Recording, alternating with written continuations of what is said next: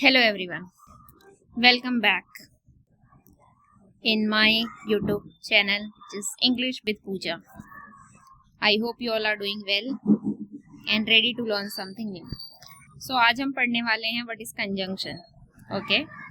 So a conjunction is a word that joins words, phrases or clauses together. So basically conjunction is something that connects two sentences or connects two words. हम join करते हैं, connect करने के लिए use करते हैं. सो conjunctions के कुछ पार्ट्स होते हैं.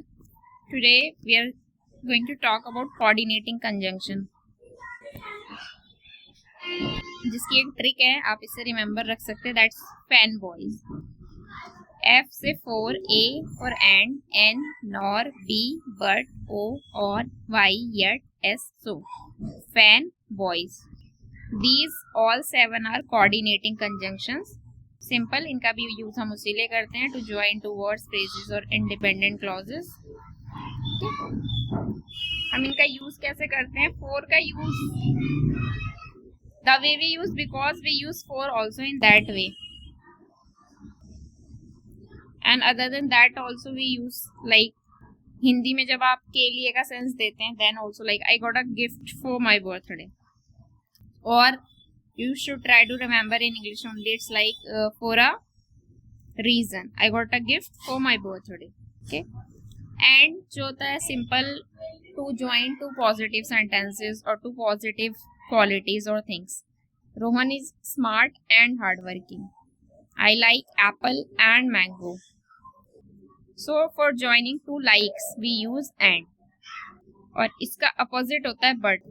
but में हम अपोजिट आइडियाज को ऐड करते हैं और एंड में हम सिमिलर आइडियाज को ऐड करते हैं.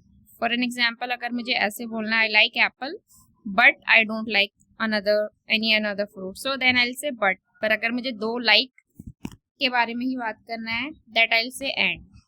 आई wanted to play but it started raining. So दो कॉन्ट्रास्ट आइडियाज को जब आप ऐड करते हैं, दो अपोजिट आइडियाज को. फिर बात करते हैं नॉर की.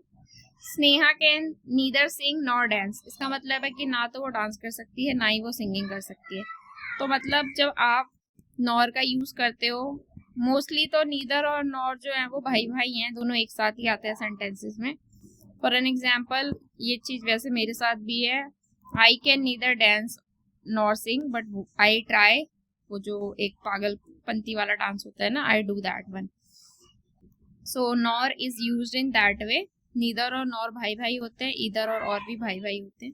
सो they are used like this.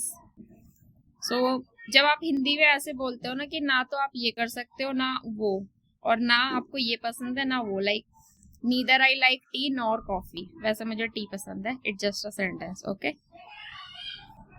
So then in English you say neither this nor that. तो आप उस सेंस में नीदर नॉर का यूज करते हो. जब आप हिंदी में ऐसे बोलते हो, ना मुझे ये चाहिए, ना मुझे वो, ना मुझे ये पसंद, ना मुझे वो. जब आप जब ये बोलते हो या तो मुझे ये पसंद है या वो, तब हम ईदर और का यूज करते हैं. फिर नेक्स्ट है बट. तो मैंने आपको बता दिया, बट जब हम अपोजिट आइडियाज को ऐड करते हैं, then we use or. I think or is very simple when there is a choice. Do you want tea or coffee? Okay. वैसे तो अभी मैं कुछ भी ऑफर नहीं करने वाली तुम लोगों को, because you all are not writing any comment for my videos. So do you want tea or coffee? So when you give the option or choice, do you want this or that? Do you want this particular notebook or that?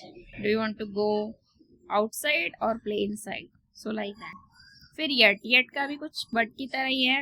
Contrast idea को add करने के लिए use होता है. It was late yet he finished his work. Okay. You all are not commenting on my videos, yet I'm making video every day for you all. So that's how you add the contrast idea. Then next is so.